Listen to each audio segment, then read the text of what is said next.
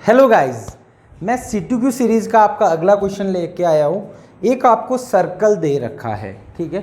इस सर्कल में दो कॉर्ड्स है, वो एक दूसरे के परपेंडिकुलर है ना। ये कोई पॉइंट पे इंटरसेक्ट कर रही है। सपोज मैं इस पॉइंट को P बोल देता हूँ, इसको A बोल देता हूँ, इसको B बोल देता हूँ, इसको C बोल देता हूँ, इसको D।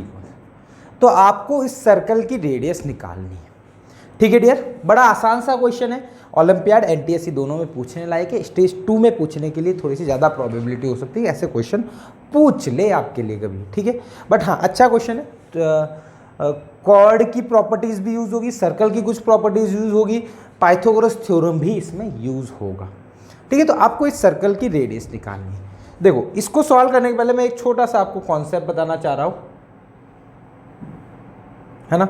सपोज कोई एक सर्कल है, ठीक है, दो कॉर्ड है ये और ये दोनों सपोज P पॉइंट पे इंटरसेक्ट करती है ना। ये AB और CD ऐसा हो, है ना। ये जैसे डियर क्या हो रहा है, इसमें ये एक्सटर्नली इंटरसेक्ट कर रही है,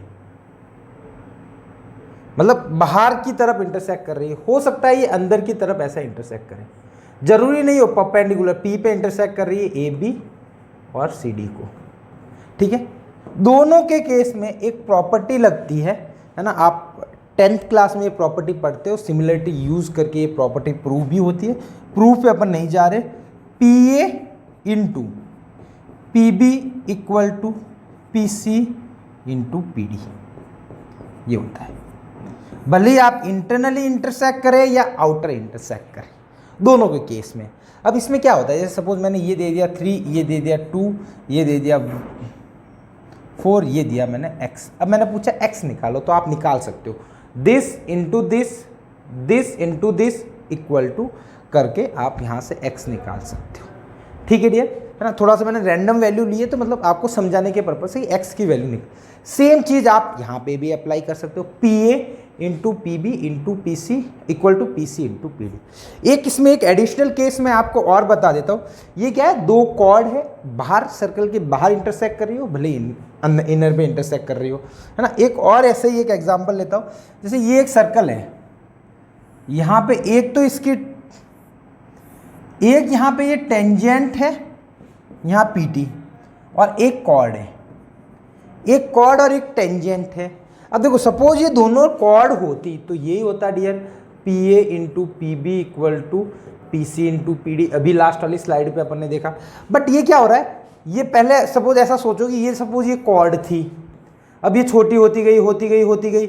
ये सपोज यहाँ कहीं P है ना। आप ऐसा मान लो P यहाँ पे था, ठीक है। अब PA इंटू PB और PC इंटू PD था, होती गई। अब यहाँ पे आया तो क्या हुआ, PC और PD दोनों इक्वल हो गए, है ना।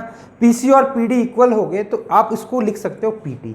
तो इसके लिए जो एडिशनली चीज़ होती है ये होती है PA into PD equal to PT square. इसको समझने के पर्पज से बताया कि मतलब ये PC और PD था ना डियर, ये PC, PA और PB मान लो, या PC और PD, ये वाली ये ऐसे जाती गई तो ये PC यहाँ पे था।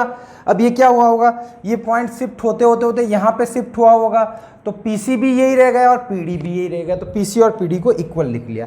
तो उससे ऐसा कुछ बन जाएगा, मतलब समझने के पर्पज से। बाकी सिंपल सा थ्योरम ही है। अब इसका सिंपल सा यूज आता है। जैसे मैंने ये दिया 3, ये दिया 4, मैंने पूछा ये बताओ इसको क्या बोलेंगे अपन, टेंजेंट की लेंथ बताओ। इस टेंजेंट की आप लोगों को क्या बतानी है, लेंथ बतानी है, क्या होगी, क्लियर है। तो PA into PB equal to PT square, ये चीज आप यूज करते हो। अब आओ इस पे। अब इसमें देखो, सबसे पहले मेरे को जैसे यहाँ पे PB नहीं पता है, तो वही प्रॉपर्टी लगाता हूँ dear, PA into PB equal to PC into PD। ये होगा, सही बात है यहाँ तक, तो है ना। यहाँ तक किसी को ऐतराज़ नहीं होना चाहिए। अभी मैंने वो जो प्रॉपर्टी, तो PA कितना है डियर 3, PB आपको निकालना है। सपोज x मान लेता हूँ, ये x मान लेता हूँ, है ना। PB x मान लिया, ये कितना होगा PC आपका है 2 और PD कितना है 6। तो x की वैल्यू डियर आ गई 4। यूनिट कुछ भी मान लो, सेंटीमीटर कुछ भी यूनिट होगी, तो ये x की वैल्यू आई 4।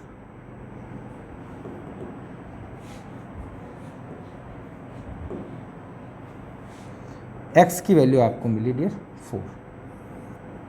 ठीक है, चलो ठीक है यहाँ तक। अब अपना तो एम था सर्कल की रेडियस फाइंड आउट करना, ये दोनों परपेंडिकुलर है। ठीक है, चलो आगे सॉल्व करते हैं। ये अपने को 4 मिल गया, इसको मैं 4 लिख लेता हूँ। अब देखो यहाँ से क्या करता हूँ डियर, यहाँ से मैं एक परपेंडिकुलर डालता हूँ यहाँ पे, ठीक है, और यहाँ पे भी एक परपेंडिकुलर डालता हूँ।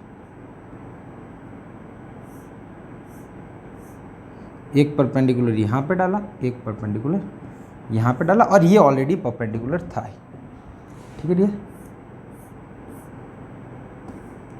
थोड़ा सा एक यहाँ पे डाला, एक यहाँ, दोनों परपेंडिकुलर, और ये परपेंडिकुलर था तो भी ये भी परपेंडिकुलर ही हो गया, मतलब ये एक टाइप का रेक्टेंगल बन गया आपका। ठीक है डियर, इसको मैं कंसिडर कर देता हूँ ओ, इसको बोल देता हूँ एम, इसको बोल देता हूँ एन।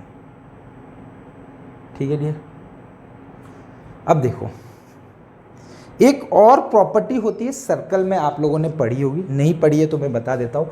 एक सर्कल है कोई, इसकी कॉर्ड है, इसके सेंटर से यहाँ पे परपेंडिकुलर डालता हो तो ये कॉर्ड को आधा करता है, मतलब टोटल कॉर्ड आपकी सपोज 10 है तो ये 5 होगी, है ना।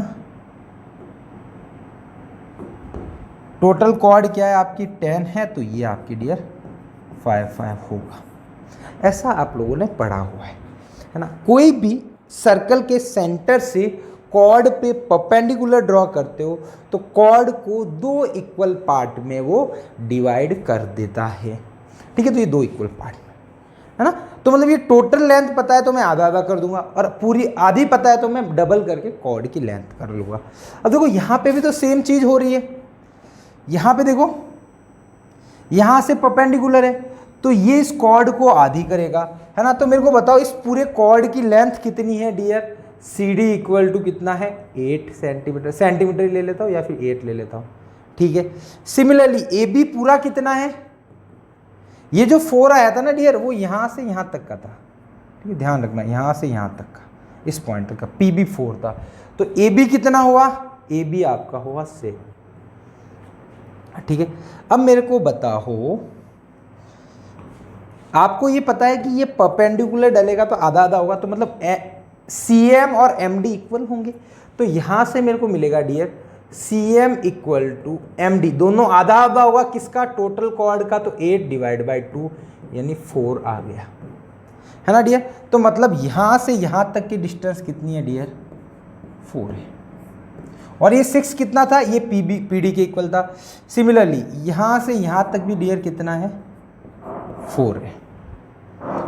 ठीक है, दोनों ही आपके 4 4 हो गए। अब सेम इधर देखो, ए बी का आधा करो, तो ए बी का आधा करने पे क्या क्या मिलेगा आपको, A N equal to N B equal to total कितनी है 7/2 हो गया, आधा मिल गया आपको 7/2। दूसरी साइड भी कॉर्ड का आधा हो गया। अब देखो आधा हो गया ए एन और एन बी।